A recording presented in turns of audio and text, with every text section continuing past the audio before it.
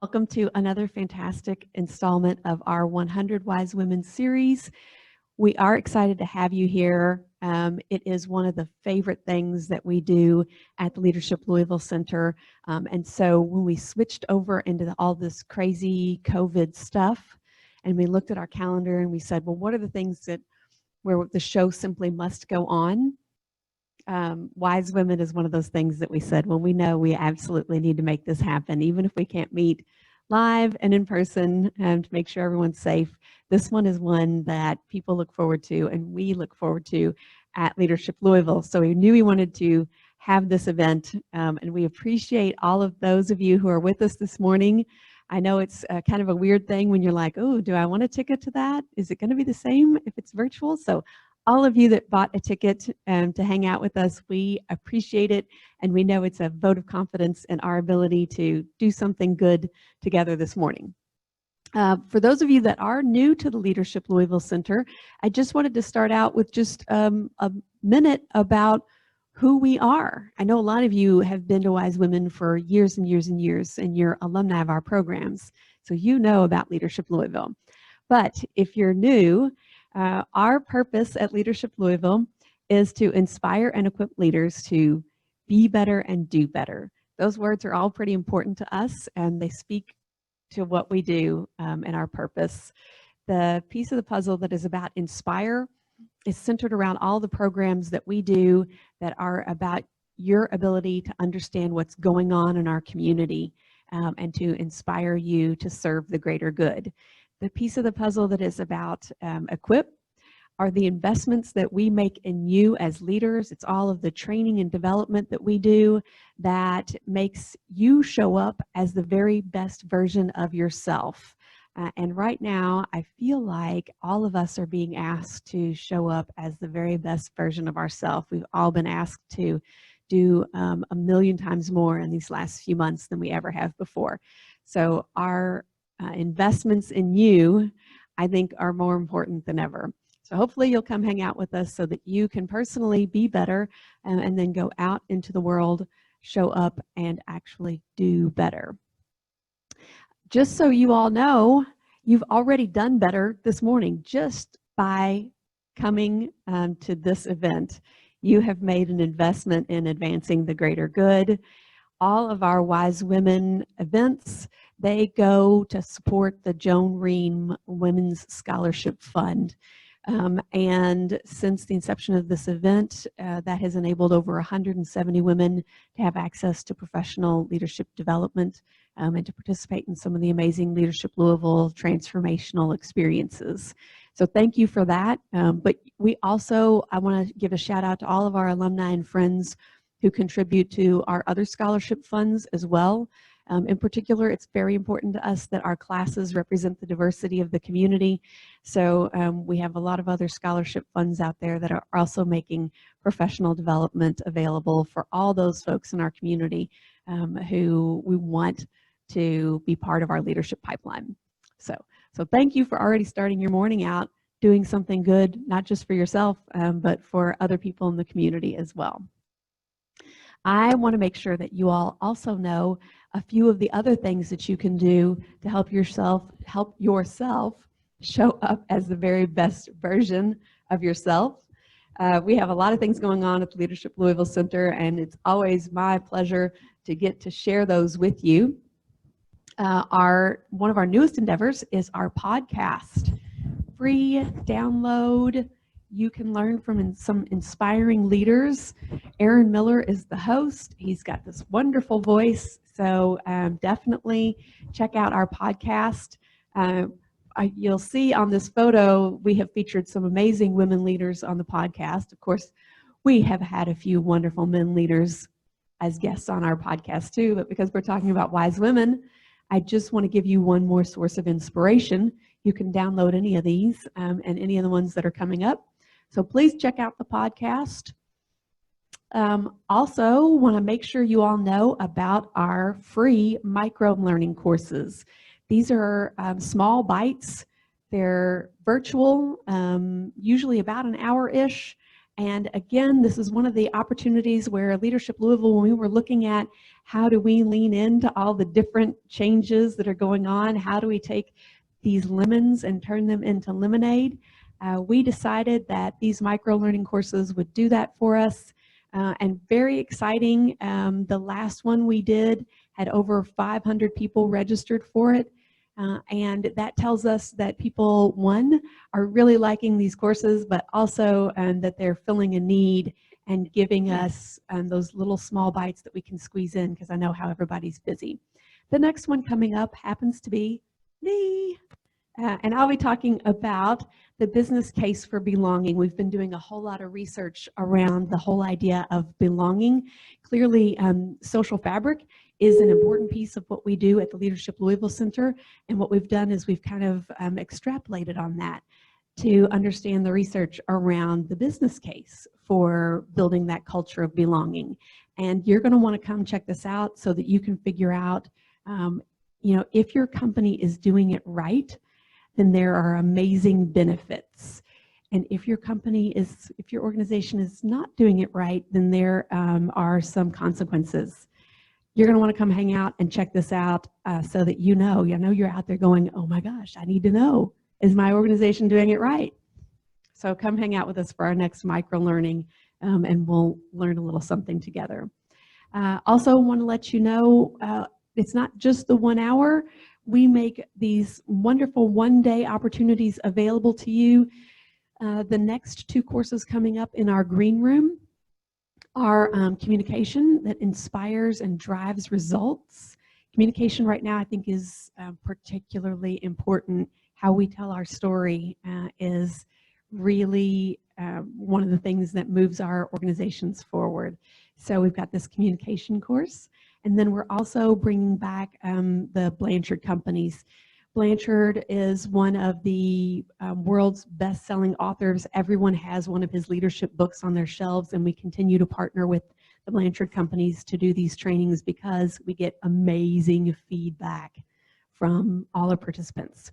So come hang out and do the first-time manager's experience or recommend someone who needs to do this. We'd love to see you at a Leadership Louisville event, not just our wise women, but I tell you all of these things mostly so that you know we want to be your one-stop shop. We want to be your partner and your friend on your leadership journey. Okay, so just because you're here with us this morning, I want to make it really easy for you to participate in upcoming leadership green room opportunities. And we're going to give away a credit to participate in the Leadership Green Room. And all you have to do is help us out and be one of our brand ambassadors. Do a photo, a selfie, some kind of memento of your morning with us at 100 Wise Women, and share it on one of your social media sites. Tag us, use that hashtag of 100 Wise Women, and we will be selecting from our social media sharing one of our gallery photos there to win an opportunity to experience the green room. So I know that you all are totally intrigued by all the billions and billions of things going on at the Leadership Louisville Center, but the only reason that we're able to make all of these great things happen is because we have great friends. And so I want to flip from celebrating us, yay, Leadership Louisville Center, to celebrating some of our friends. And I want to say that Chase is in particular one of the partners that has been connected to the center for a long time. They are our thought partner on this. They help us figure out how do we bring to you something that is a meaningful morning. And I'm so excited to have them. So I want to first give a shout out to Chase for being our presenting sponsor, and we appreciate you. And then I also want to give a shout out to Delta Dental and to Thornton's for being gold sponsors. Our silver sponsors are EY and Farm Credit. Our bronze sponsors are High Note, Texas Roadhouse, and Humana. And what I want to do now is I want to actually share with you a video from Chase. So we're going to share this, and in just a second, I'm going to have Nikki Carver come up. Nikki is not only a commercial banker at Chase who's going to represent them, but she is also representing the fine folks at Leadership Louisville because she is an Ignite alum. So without further hesitation, are we ready, all my technical people, are we ready to show the Chase video to introduce folks to who Chase is in the community?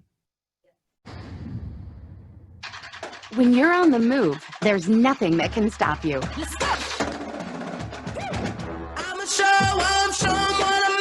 At JP Morgan Chase, we're investing in women on their move to the top. Our firm expects to extend $10 billion in credit to women-owned businesses. And girls making their way on up. I want to be a doctor. I want to be a nutritionist. I want to be an entrepreneur. We're building a tribe of sisters that stand together at work. Amazing things happen when women help other women. And in the community. We've toured the country bringing out thousands of amazing women, all for currency conversations. The best financial decision I've made is understanding my worth. Women on the Move fuels female ambition. I'm feeling fully financially confident. As you should. And our game is strong. This is an investment in you. That's what the sisterhood is all about. JP Morgan Chase is the best culture on the planet for women. It's about listening, and the momentum that we can gather if we all do it together is pretty special. This is our moment. It's your time, girl. WOMAN. Keep moving. Don't stop. And now we're going to spotlight Nikki Carver. All right. There you go, Nikki. Oh, let's make sure you're unmuted, Nikki. There we go. Can you hear me? We can hear you. Great. Thank you, Cynthia and Leadership Louisville team. I started working for Chase because I saw that video and it was just so empowering. I was like, I got to work there. They're so great. We're really proud to sponsor the 100 Wise Women. These events and speakers have been helping women grow as leaders and become connected for over 14 years. I know I've been personally attending for a number of those. At JP Morgan Chase, we have initiatives like the Women on the Move campaign that you just saw a video of to support and empower our women, including both clients and our associates.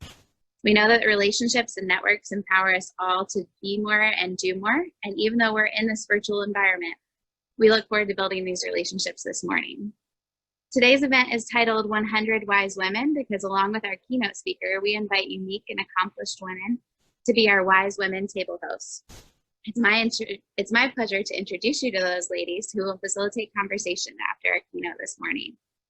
With us, we have Bridget Brown from Thornton's, Angie McCorkle-Buckler from Republic Bank and Trust, Fiona Campbell Consulting, Nikki Carver, JP Morgan Chase, Deborah Clary, Humana, Tanya Eschenbaugh from Delta Dental, Ritu Furlan from EMY, Joe Lloyd Triplett from Leadership Louisville Center, Diane Medley, MCM CPA and Advisors, Mary Pat Niman from Words Fresh, Christy Phillips, Farm Credit Mid-America, London Roth, Humana, Victoria Russell, Papa John's International, Amy Schweppe, Texas Roadhouse, Melanie Shook, ADP, Denise Spalding, High Note, Don Wade, Nimbus, Cynthia Williams, Brown Foreman, Phoebe Wood, Companies Wood, and Lisa Zangari from Leadership Louisville Center. So thank you to our hosts, and now I want to invite Ritu Furlan, partner with E&Y, to introduce our speaker.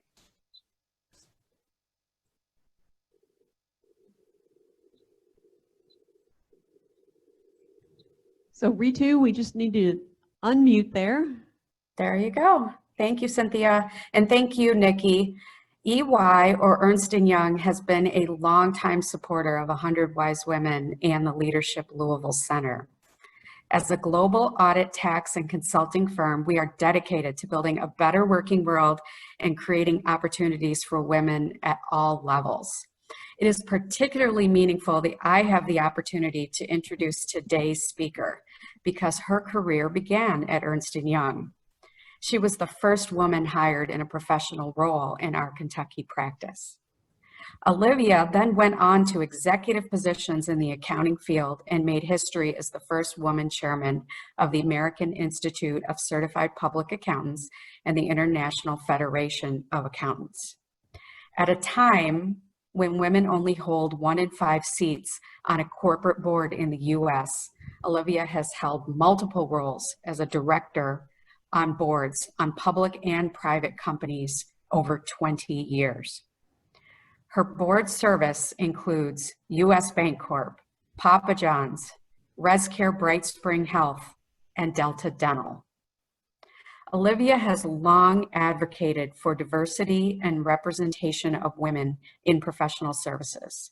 Please enjoy learning more about her story this morning. Welcome, Olivia.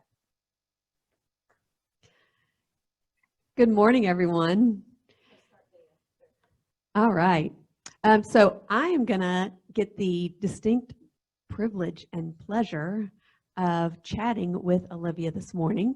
And I am going to ask a few questions. Olivia and I had the opportunity to sit down a week or two ago and get to know each other a little better. And so we've come up with a couple of things that, that we think are pretty impressive. And I've asked Olivia to talk about a few of her learning lessons along her very distinguished career. So the first question I have is centered all around this thought that you brought to us. And I think I am a yes person, so I'm very much on board with this whole idea that saying yes is priceless. I'm a big believer in the idea that you regret the things that you didn't do. I think the difference between you and I, though, is I feel like I just learned that lesson last week, and you learned that lesson very early on. So tell us about these wise words. Well, thank you, Ritu, by the way, for that wonderful introduction. I'm super excited to be here. And I think it is very fitting that a partner from EY would introduce me when it made all the difference in my journey. And I've been following the work of Leadership Louisville for many, many years, and it's fantastic. And it's amazing how many of the table hosts and the people I've seen pop up online that I actually know personally. Yes, it has become one of my favorite sayings is saying no is easy, but saying yes can be priceless. And I did learn this very early on. I grew up in a little bitty town, population 8,000, 2 stoplights. And so opportunity was sort of endless because we didn't have a lot of people. And one of those opportunities for me, I had my best friend was a world-class golfer, but with 88 people in our class and 4 people required for a golf team and only one other person that played golf, she couldn't have a golf team. She walked across the street one day with golf clubs and said, oh, we have a tournament in 3 weeks. And I said, well, there's only one problem. I don't play golf. And she said, you have 3 weeks to learn. And so I really had a choice to make. It was whether I wanted to take a risk of being super embarrassed because people actually come and watch you play golf. Or if I wanted to try to help my friend do something she really wanted to do, which was to compete around the state as a golf team. And so I made the decision that it was worth the risk. And so that's when I learned about risk taking. And to make a long story short, that was my sophomore year in high school. And my junior and senior year, we won the Kentucky State High School Golf Championship, which was an experience that was absolutely priceless. It has served me well for the rest of my career.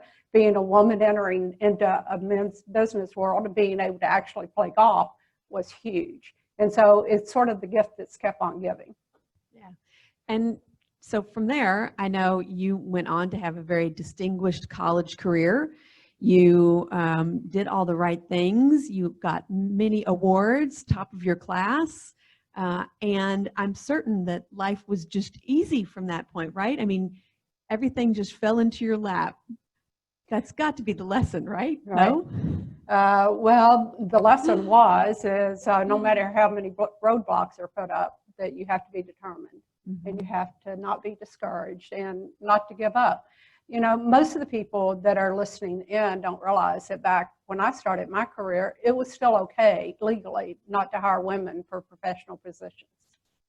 I know that's hard to believe, but it was 4 years before the EOC where you had to have equal employment opportunity.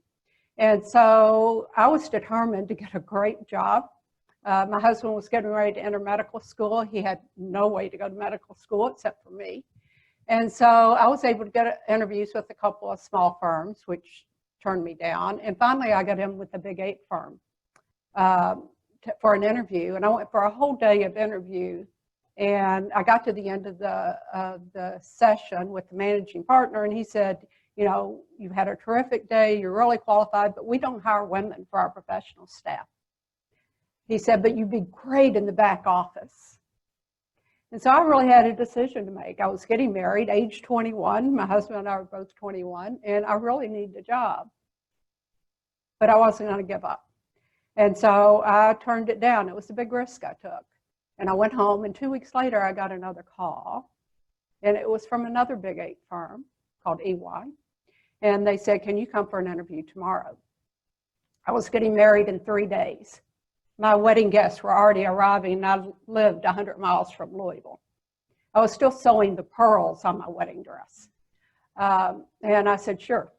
And I came, and I went through the same procedure again, went through the office, ended up the managing partner. But there was one difference. He had 3 daughters who were all about to enter the business world. He made me an offer before I left that day. His partners were appalled because he did not consult with anyone. And so I had something to prove. They hired 11 guys and me. And I was the only one that passed the CPA exam on the first sitting. And I vindicated him. And I stayed in touch with him throughout my entire career. But he gave me a chance. But it was because I didn't give up that I had that chance. And I'll forever be grateful for that, because that one thing changed the trajectory of my entire career. Yeah, and it's interesting to me, you know, you passed on an opportunity because you knew what you wanted, right? You knew how to keep moving forward and to do that whole be determined, never give up piece of the puzzle. Okay, so when you and I were chatting, one of the things that you talked about was the idea of not defining yourself too narrowly, to grow deep and wide. And that was like music to my Leadership Louisville Center ears, because of course we are all about that whole idea of growth. But I thought your approach to it, that whole focus on deep and wide, was very interesting. So talk a little bit about that. Well, I think early in your career, you know what you studied, what you've been hired for, and you think that's sort of your swim lane, and that's where you're supposed to stay. But the value of anyone is to understand the entire organization and what everyone else is doing. And so it's okay to be deep in your specialty. You have to find a way to be wide.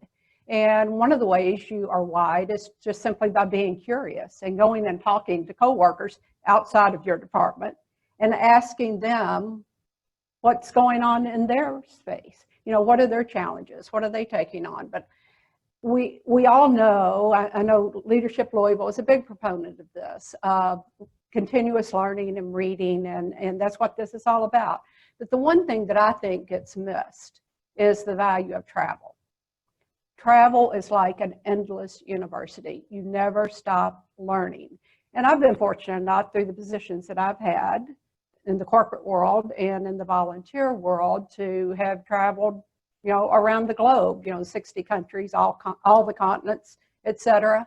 But you don't have to travel far. You can just travel to the neighborhood next door. You can travel across town. And what you learn experientially is so valuable. They're the lessons you never forget.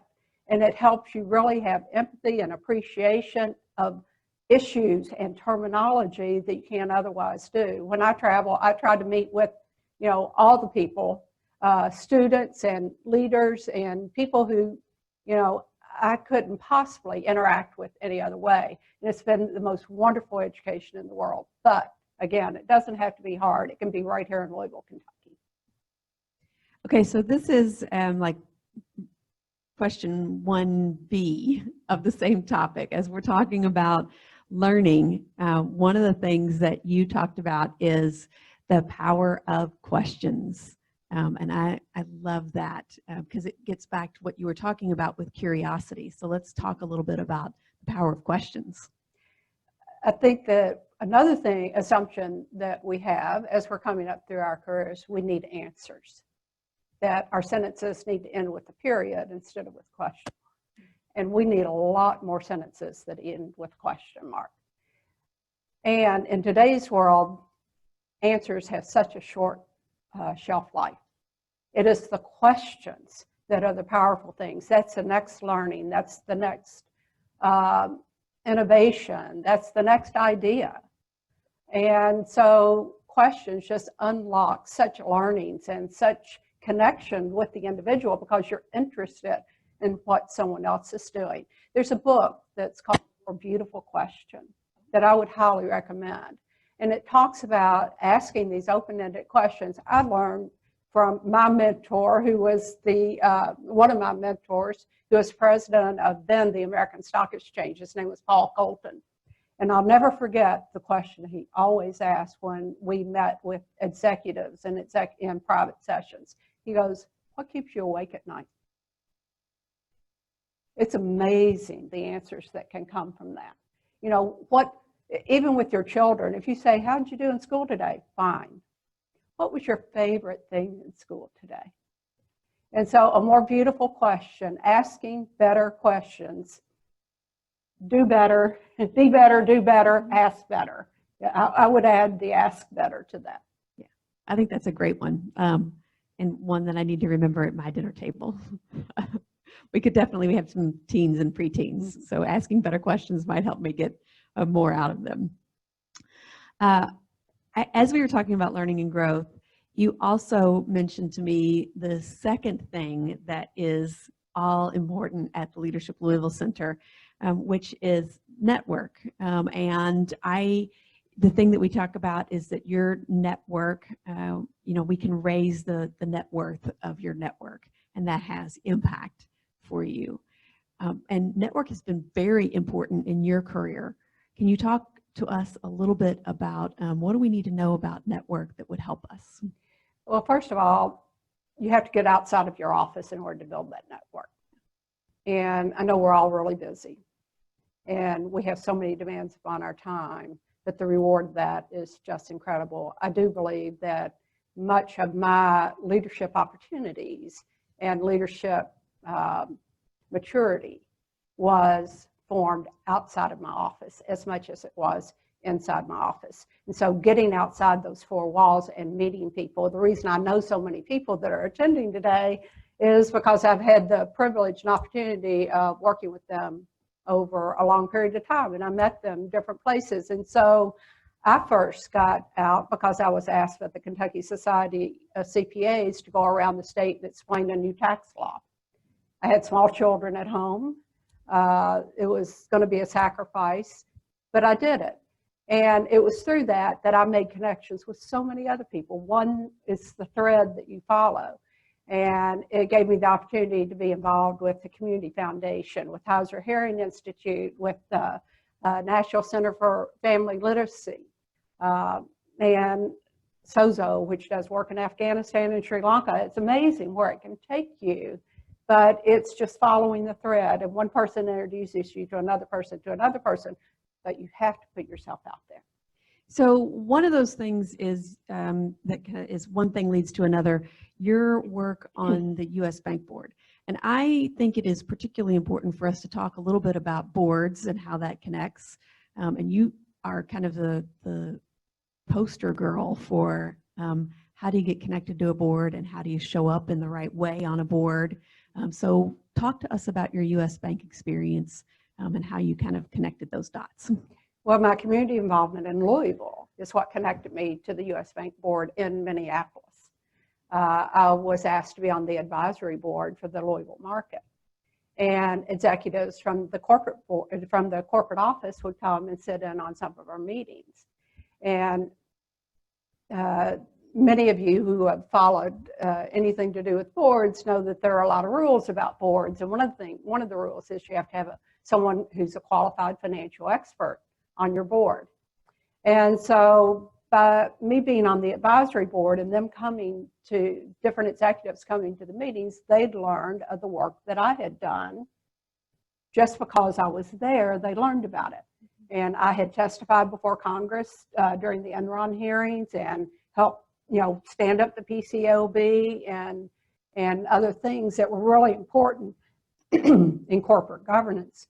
And so that's how I was asked to join that board. I had already been on 3 or 4 boards at that point in time too, but this was huge. I mean, this is a massive company. And so it's through that community involvement, the same with Delta Dental, the same with Papa John's, how I got introduced to Papa John's. And it is an unexpected outcome of simply, if you go all the way back, of going around the state and explaining a new tax law. That was the beginning, the nugget. Yeah, just leaning into something you knew and saying yes. Back to your original wise women words. Oh, and I want to make sure everyone sees the picture of Olivia and Shaq, right? Yeah, you can just see how big he is. Just to say one thing about Shaq, though, we brought 3 new board members on at Papa John's. I stepped in the chairman role a couple years ago when it was difficult times, and we did a board refresh, and 3 people we brought onto the board had no prior board experience, have all been absolutely fantastic. And Shaq and I had an immediate connection because we have a mutual friend, Junior Bridgman, who I've worked with and known for 30 years. And Shaq says to me, he's one of my heroes. But Shaq has been exceeded any expectations anyone could ever have of any board member. Wow. He's just has been fabulous. But I love this picture because it shows you how tiny I really am. I need that beside me when I look in the mirror in the morning and get on the scales. I need to put that picture beside me. See, it's all relative, folks. Okay, well, as I said, I think this whole idea of board service is important. So I'm not done with that yet. When I was chatting with Phoebe, she told me to make sure I asked you. She said that Olivia was the chief accountant to the world. That was how she phrased this role as the first AICPA chairwoman, the first woman in the 100+ year history of the organization. So talk to us about that. Well, if you go back to when I started to work for EY, there were, virtually no women in the profession. And so it takes a while before you can move into a leadership role, right? You have to have the right qualifications. But being on the Kentucky Society Board led me to be on the American Institute of CPAs board, which then led me to chair, as the first woman and the third American, the international profession. And that's what Phoebe's talking about. She loves to use that phrase. Thank you, Phoebe. But, becoming chair of the American Institute, I was the first woman in 111 years. And it was a big deal to the business community, made the front page of the business section of the New York Times. But what was really interesting is the individual that came to interview me for that was a young lady. And of course, she didn't grow up in the same era that I did. And so she said, "Are you really the first woman?" I mean, she just couldn't believe it. Women had always been in the profession in her experience. And so this was groundbreaking. We broke through a barrier. I was also the first person not working for a firm, which was another groundbreaking type thing. Wonderful experience, never would have happened without the Kentucky Society of CPAs. And I think, this whole pattern for you of saying yes, leveraging your network has led to some really amazing opportunities for you to have impact on a global scale as well. Well, in all of my board work and the work I did with the AICPA and testifying during the Enron hearings during a great corporate failure and some of the processes we put in place to make better boards, I became very passionate and an advocate for good governance. Why it's relevant to this group, I think, is all of us at some point in time should serve the community and have the opportunity to serve on boards. And knowing what a good board looks like and how you do it is really important. And so in the last 20 years, it's been my consulting work. I go around the world. You know, I'm in these pictures, you see I'm in Abu Dhabi meeting with folks, and in Nigeria meeting with all the bank directors for the country, and in China.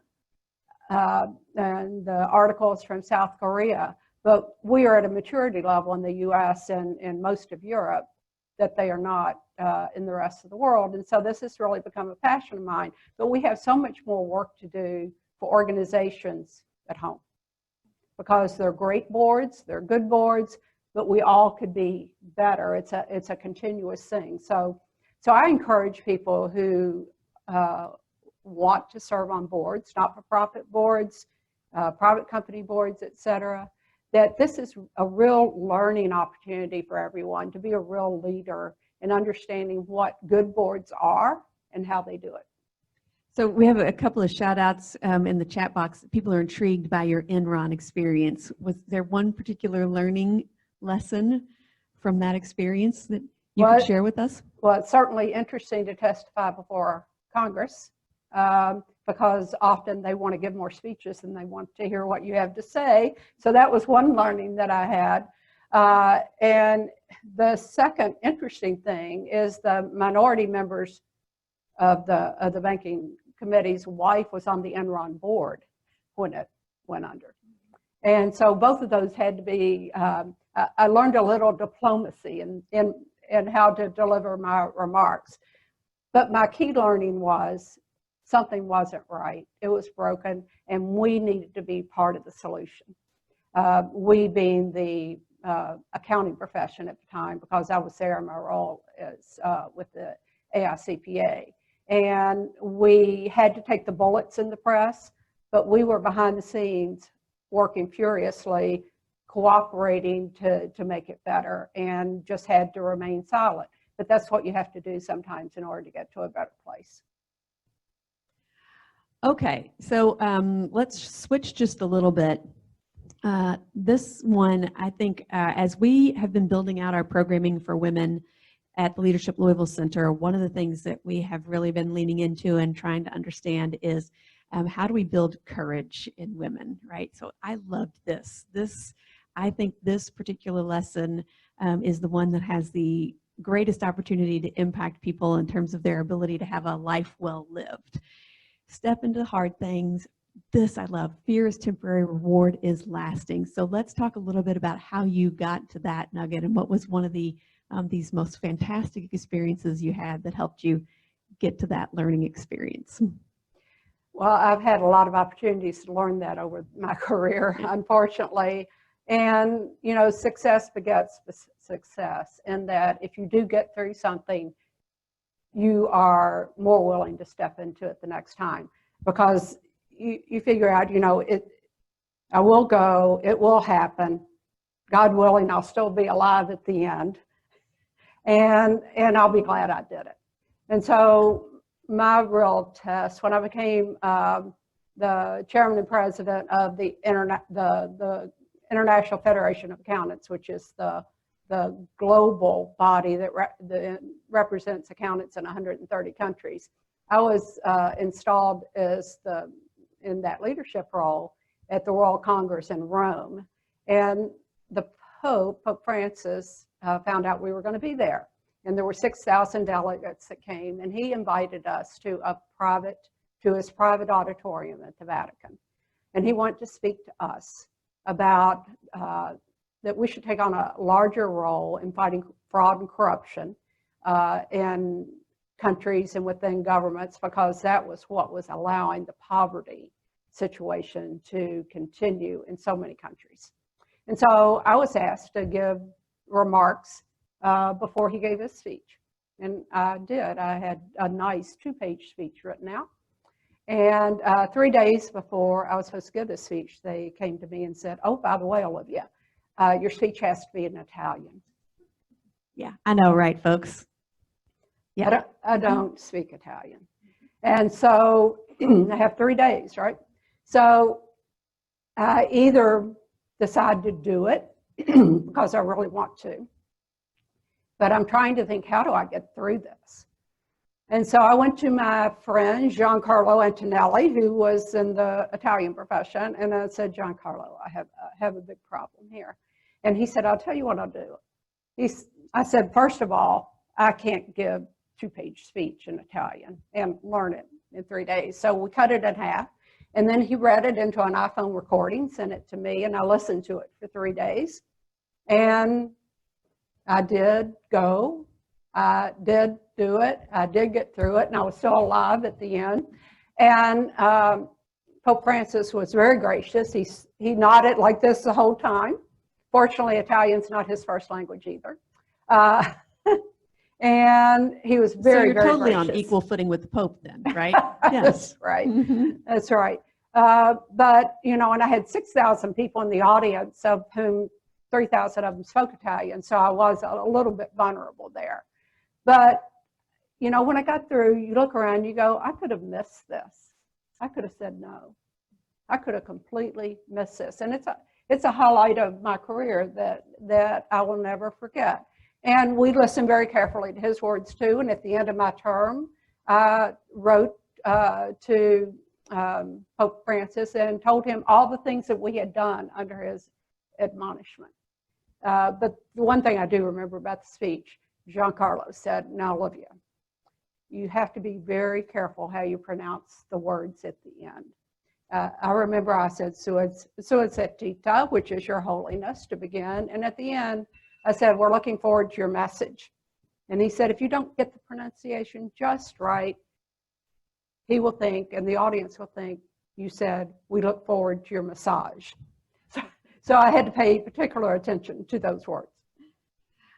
I don't know. I kind of do look forward to a massage, though, so it wouldn't have been too bad.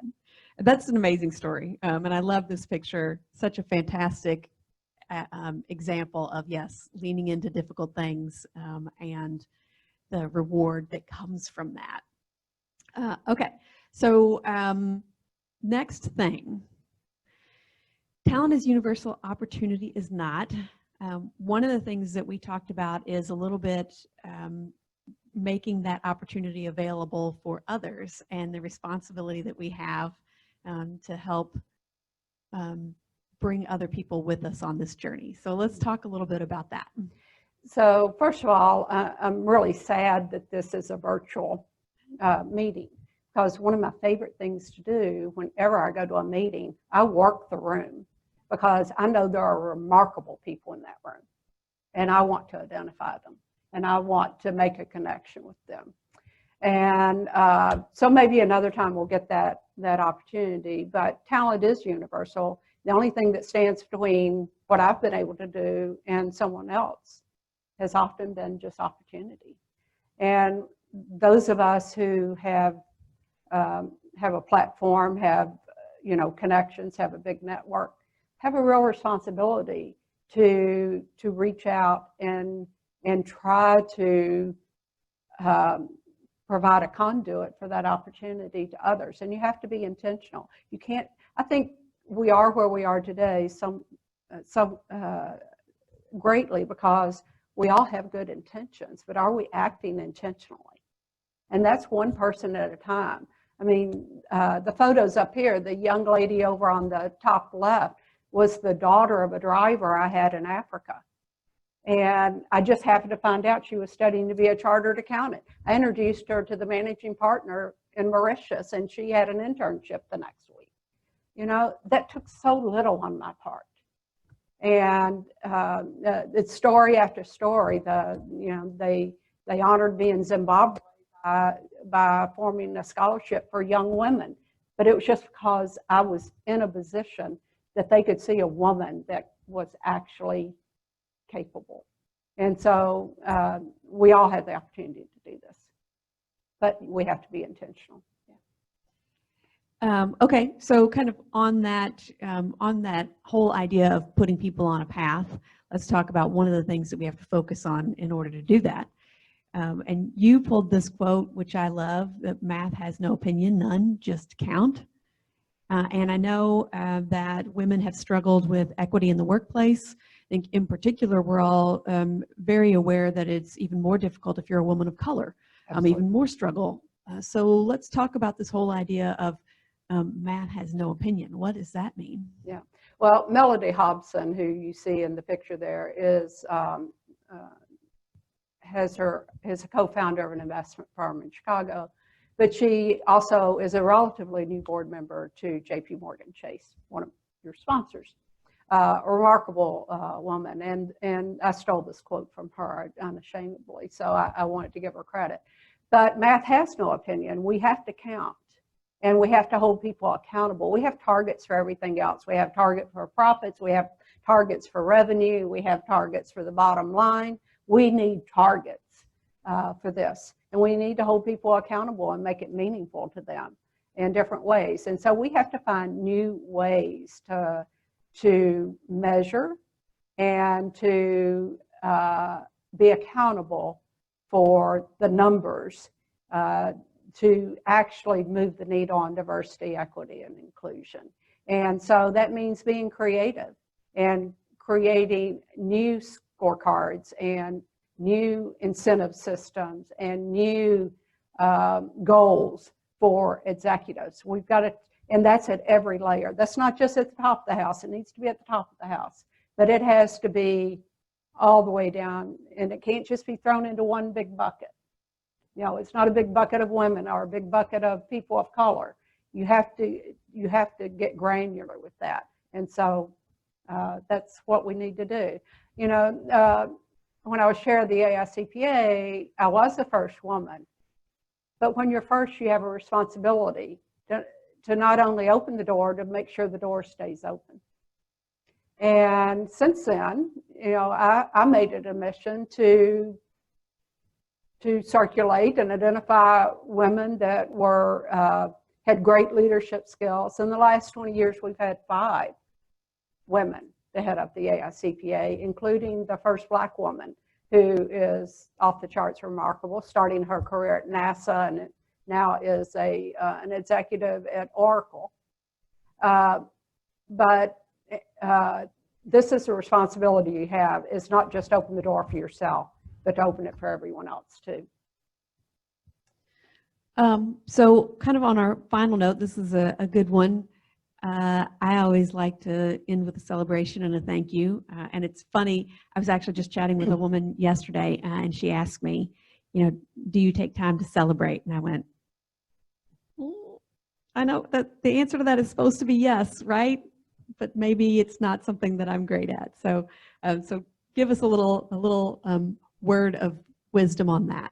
I think we're so busy getting to the next thing that we forget to celebrate what we've already accomplished. And you need to put it on your calendar just like you do everything else. That is something that needs to be done, to celebrate, to give praise liberally, to not wait until every project is finished to do that, but to celebrate often and to share the credit liberally. I don't need any more credit. You know, I want everyone else to get the credit, and that's the attitude we all should have. And to say thank you. None of us get anywhere we are alone. It takes the support of many, many people, from family to friends to coworkers to people in the community. And so we need to say thank you. We need to say that out loud, and to really express our appreciation, and that will motivate people to do even more. Absolutely. There's a interesting Korn Ferry study about how recognizing people and kind of especially women, tapping them and saying, hey, you're doing amazing things. What a huge difference it makes. So thank you so much for sharing your stories with us. I have to tell you all that Olivia could sit here for the next 3 hours and share stories about interesting, amazing people that she has met. And we don't have time for that, but I am going to take just one more minute and do like a quick lightning round to get just a couple more stories out of Olivia. Olivia, can you talk to us about your most embarrassing moment? I'll never forget it. It was having dinner with President George W. Bush at the Bush Library. We were there. We had dinner there as a board for one of my boards. And after we'd all taken the complimentary picture in the fake Oval Office with the president, we went in for dinner. And they said, Olivia, you're at table 2. And so I walk in, there are 4 men sitting at table 2. And one was a member of management, I thought, that was going to interview President Bush on stage. And I hadn't seen him, he's a good friend. I walked up behind him, put my hands on his shoulders, and leaned down and whispered in his ear. I said, Dick, I haven't seen you all night. It's great to see you. And turns around, and it's President Bush. He laughed. He said, I'm a lot better looking than Dick. Yes, right. Knocked me down was a miracle. But the good news is my golf came in handy again. He had just come from the Walker Cup, which is the lead amateur event, and our Justin Thomas had been playing in that. And he said, you're from Louisville, Kentucky. He said, don't we have a remarkable group of young golfers these days? So my golf saved me once again. Okay, what's the most difficult board challenge you've had? I've had a couple. I've had 15 years ago, I had an internal investigation that I had to lead for a company that went on for a year. It involved the Coca-Cola company too. So we were the little fish in the big pond, and that was very trying. But I would say, you know, certainly my stepping into the role as chairman of Papa John's a couple of years ago was also difficult. But the one thing I learned out of that was all you can do is surround yourself with very wise people, good advisors that you've identified in advance, and you get up the next day and you do the next thing that you can to get through a situation. And you have to put, you know, your life on hold, and you just do it. And if you do the best you can in a difficult situation, then you can look back with no regrets. But you have to give it, you know, just 100%. And make sure you have the best advisors around you. And I'm glad today, you know, to say that the company is doing great and prospering, and I'm just so thankful. I know we have some Papa John's folks on here today. I'm so thankful to people like Victoria Russell and Connie Houston, and I don't know who else I saw on there, who did all the hard work. And we worked together as a team, and it was a wonderful experience. Okay, final lightning round question. What is one thing that you would do differently? I think I learned much too late in my career the importance of affirming people and to tell them how good they are, and to say it out loud, and to reach out to them and take them to lunch and say, do you know what you could be? You are so talented. I learned that, to my regret, much too late. I could have done more. I wish I'd done more, but I'm not stopping. And I'll try to run extra hard and extra fast in the years that I have, and using, you know, the connections and the stories that I have to try to do that. Well, hopefully a lot of women had an affirmation moment this morning. I know it was fantastic for me to have the privilege and the opportunity to sit next to you and learn a little something from someone who has had a career that I certainly admire, and I know all of our Wise Women attendees do as well. And can we give it, you know, a virtual round of applause? Sadly, Olivia, if you were here, all the folks would be standing and giving you your ovation. But know that our affirmation for you is right there in our hearts and on our laptops. Well, thank you for the opportunity. It's been an honor and a pleasure, and I do hope to meet everyone at some other point in time. So right now we're getting ready to meet another amazing woman leader, Kathy Zion, who is one of the founders of this event and our partner at Today's Women, who helps us bring this to you. And I want to make sure, have we got Kathy, or is she ready to go? There she is.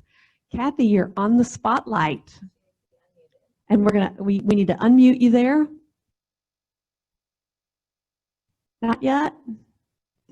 All right, here we go. All right. So thank you so much. And as Cynthia said, yes, I'm owner and publisher of Today's Media, which publishes Today's Woman magazine, Today's Transitions magazine, and we have integrated marketing solutions. So very proud to have been the founder of 100 Wise Women many years ago, 14 years ago. It's hard to believe that. And it's interesting because the way I found out about 100 Wise Women was in Cincinnati at a conference about how to get more women on board. So to Olivia's point, you know, this has been a topic of discussion for years and how important it is. But I heard at that conference a reference to Cincinnati's 100 Wise Women. And I thought, well, Louisville's got hundreds of wise women. We need to do this in Louisville. So, and we have certainly, the testament of time has proven that point very well, that there are hundreds and hundreds of wise women, and luckily we are bringing up more and more of them as well. Olivia and I have a history as well, and I don't know if she even remembers this, but we were founders of the River City Business and Professional Women's Club back in 1975, and sadly, Olivia had moved to take one of her first moves out of the city for her career, but I had an opportunity to learn very much from her then, and it's very amazing to once again connect with her. So Olivia has given us lots of, certainly tons of quotes and things to think about from a career standpoint, from a personal development standpoint, from a woman responsibility standpoint to talk about in our breakout discussions. So we will go ahead and break out into those groups now, and then we will reconnect at 9:45. And know that the wise woman at your table will facilitate the discussion, but it's up to each one of you to participate. And I know sometimes on Zoom calls, it seems a little bit more awkward, but you know, as we've learned here today, it's very important to put our voices out there. So please make sure that you participate, because everybody has an exciting and interesting point of view. So back from their breakout, from hanging out with their table host and their fellow wise women, personal story sharers. What we want to do now is we want to hear from you. We want to know, inquiring minds want to know what happened in your breakout group. What are the wise words that you want to share with everyone? And just to give everyone a little opportunity to share the microphone time, we're going to do this. You're welcome to throw some things in the chat box, but we're actually going to give you the opportunity to raise your hand. Not old school raise your hand. I can see some of you up there on the screen, but not all of you. This is the Zoom version of raise your hand. So go into your participant box and actually click the button that says raise your hand. And what I'm going to do is I'm going to call on some folks who want to share with us the wise words from their table. And I see already we've got Nikki Carver has raised her hand. So we're going to go Nikki, and then we're going to go Lisa, and the rest of you folks be formulating what are those wise words you want to share, and we'll keep calling on our wise women word sharers. Okay, so Nikki. Hi, Cynthia. So our table we found was a lot of yes women. So we had a good conversation around how do you choose when to say yes and no. And everyone pretty much at our table had shared that they have at some points overcommitted themselves with yeses. But one of the things that we're all kind of working on and took for Olivia's talk was to think about being strategic with the yeses and thinking about the things that make you nervous or give you the butterflies and really help propel you forward to the next big opportunity, and then using that to help pull up other women and others behind you as well. So we had a great conversation. Appreciate Brittany's input.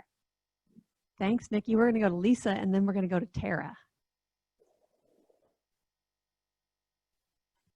Good morning. I am in awe of how much ground we covered in our breakout Zoom. It was really incredible. We even took time out to just vent as moms. And then before you knew it, we had just bonded in a really phenomenal way, given the time limit. And we also discussed many of the learnings that Olivia shared this morning. And I think where we got to was a headline about her and something to aspire to, and why she has become now a shero for so many of us. And it's that she is one of the most accomplished women that we've ever had on the 100 Wise Women stage. And despite all of that, right? So she has the confidence of that.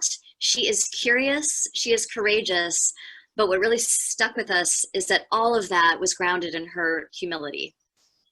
And it was very tangible and very palpable humility. We could sit here and list all the bullets of how she showed that to us. And so that was the big takeaway.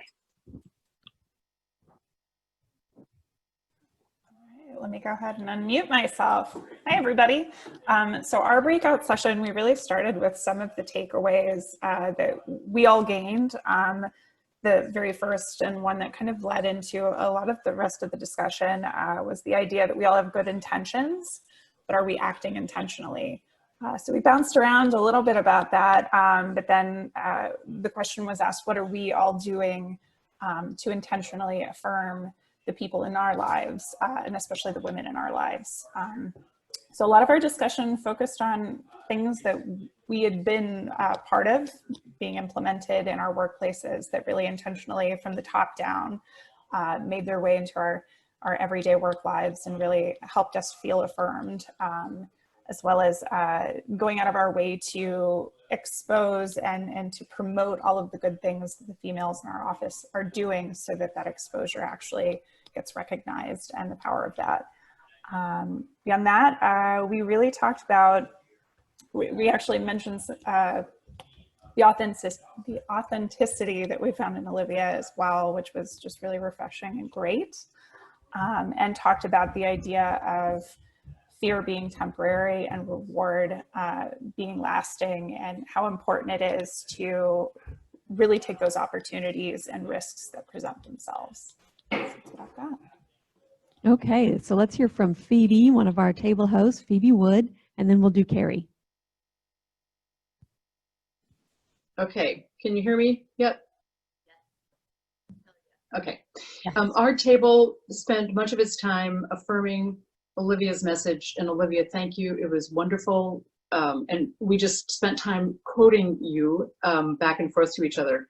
The one thing I want to share with this group is that how much we liked this session.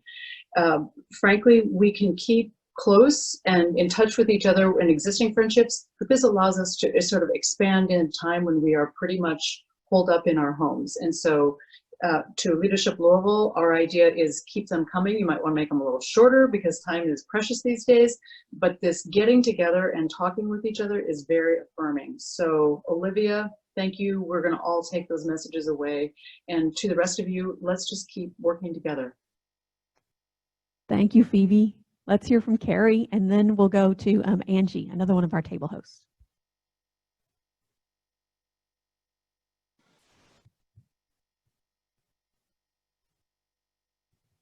Yeah, so on our table, we talked a lot about what Olivia had shared, and one of the things she was talking about was curiosity and asking questions, and there was a lot of talk sorry, I just realized my camera wasn't on.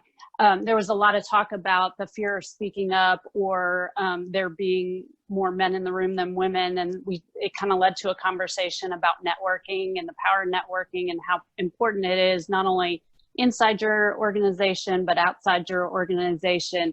And it was a great conversation, but one thing I wanted to just bring up to the broader organization was, I think during these COVID times, the pandemic has played such a has kind of really changed the trajectory of industry across our community. And so just encouraging everybody to reach out to their network, because there's a lot of people out there looking for jobs, and the more we can rise other women up or be a conduit to helping people connect with other people to help them find their next role, I think is something that could be really beneficial.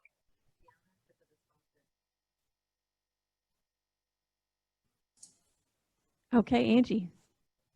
Hi, yes. So we had a great group, and one of the things we started talking about first is that how in these times with COVID and other things going on, you know, we could let fear kind of take hold of us if we, you know, if we weren't careful, and how she talked about fear is just so temporary, and moving forward and leaning into hard things is so important. So that was one of our first takeaways. And then we talked also just about how with her particular journey, which was so impressive, to be told not that long ago that women weren't hired into professional positions, and what a trailblazer she is, and how she could have taken that and sort of, you know, been selfish or something like that and tried to make herself the only one walking through that door. She made it a point from day one to keep that door open, talked about how important it is to keep that door open for others, and appears to have done that at every step of the way for other people. So we talked about the importance of that and women supporting other women. So those were some of our takeaways. Also just the importance of mentoring and affirming others. Okay, let's do Victoria, and then we'll do Tanya. Thank you. Our team had great discussion. I think if I was going to give it a theme to the conversation that we had and all the nuggets that resonated, is when Olivia said, do the next right thing. That definitely ladders up to the core values of Papa John's about doing the right thing, but doing the next right thing, I think, shows intentionality to demonstrate sustainability, a path, the evolution, the journey, and that you're always continuing that. So we talked about, you know, the pricelessness of saying yes, acting intentionally, the leaving the door open a bit wider than you found it concept, making sure it stays open, definitely resonated with everyone, specifically around your intentionality to do it. You know, we talked a lot about what role do we play as individuals at any level of your organization, and I loved how Olivia talked about, you know, what are we continuing to do for others? How are we bringing others along on the journey? You know, are you building a platform, not just for yourself, but large enough for others to stand on? So, you know, what is your legacy in the end? And I think we've learned a lot about Olivia's legacy. Many of us have been directly affected by it. Personally, I am thankful to allies like Olivia on that journey, specifically at Papa John's. She's been an amazing leader, an amazing mentor and ally for so many people. And so it just inspires us to continue to do more. Okay, so let's hear from Tanya, and then we'll go to Cynthia Williams. All right, can you hear me? Make sure you can hear me. All right, we had so many good leadership comments this morning. I love listening to Olivia.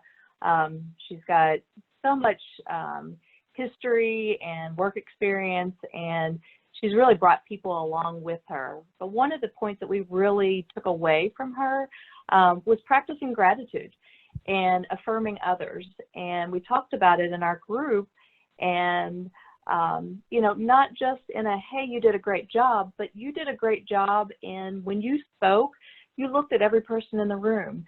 Hey, when you were giving your presentation, you really said this well, or you really connected to people.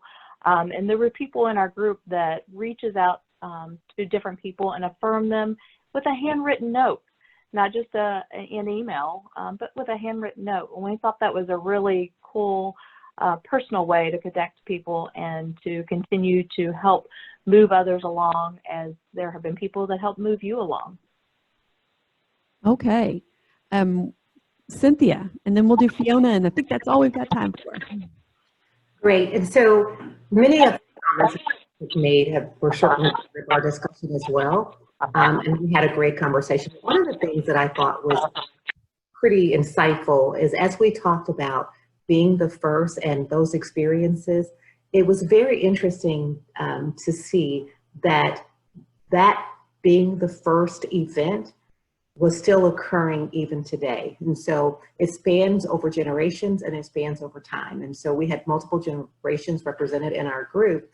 And so to hear, you know, from someone who is fresh out of college for a couple of years, being the first woman in their role as part of their team, was also, you know, very interesting to say that we still have opportunities to bring others along, to pay our experiences forward. And I think the comment that we heard from Olivia around leaving that door open a little wider for others was hugely insightful. And it tells us it's something that we still have to do today. So affirm others, support each other, and help each other continue to learn and grow. So thank you. Okay, last person. Fiona, you get the last word of the day. Thank you very much. And I don't want to repeat what other people have said. I'd rather build. So another great conversation in our group. And I think for me, what was so powerful is actually hearing the stories in the breakout group of the people, and a real recognition that we all have stories to share, and we all have powerful moments that can be inspiring to others. And I think Olivia gave us a platform and permission to make sure that we do look back on the progress in our journey. It may not look the same. Everyone's journey is going to look different, but we will be inspiring people along the way. And it may seem small to us, but it's going to be big to others, and it's all part of the journey. So I just really wanted to celebrate that. And thank you to my group for giving me a lot of inspiring points, as well as Olivia. All right. I know we could have a million more takeaways, but we want to make sure that you can get back to your busy schedule. So just a couple of parting things. This Wise Women is the gift that keeps on giving. Not only did you have a wonderful morning, but if you are able to share any of those Wise Women insights and use our 100 Wise Women hashtag, then we already mentioned that you might win an opportunity to participate in a green room training, but our friends at Delta Dental are also providing 25 lucky winners who help us out with social media with a free gift. Custom Bite is a teeth whitening opportunity that's going to come right to your front door. So everyone wants a lovely pearly white smile, and 25 of you are going to win this gift from Delta Dental. They're going to send you a Custom Bite teeth whitening kit. Very exciting stuff, and I know Today's Women is planning on helping you with a subscription in case coronavirus has kept you in. They're going to send it to your mailbox. And the last thing, the gift that keeps on giving, I want you to come back for more. So the last thing that I'll share with you is an invitation to join us again for the next Wise Women conversation. We are going to be featuring Mason Rummel. Mason has been a significant community leader. She has been driving change in this community in major ways, and she's got some really important lessons. I'm excited to hear from Mason, and I know you're not going to want to miss it. So please make sure that you put this September Wise Women on your calendar. Come hang out with us. We love seeing you. We love to be able to make investments in you. We love that we have the opportunity to raise the net worth of your network. We thank Olivia for sharing her insights, and we thank all of you for your time and your attention this morning. So until next time, on behalf of the Leadership Louisville Center staff and myself, thanks for joining us.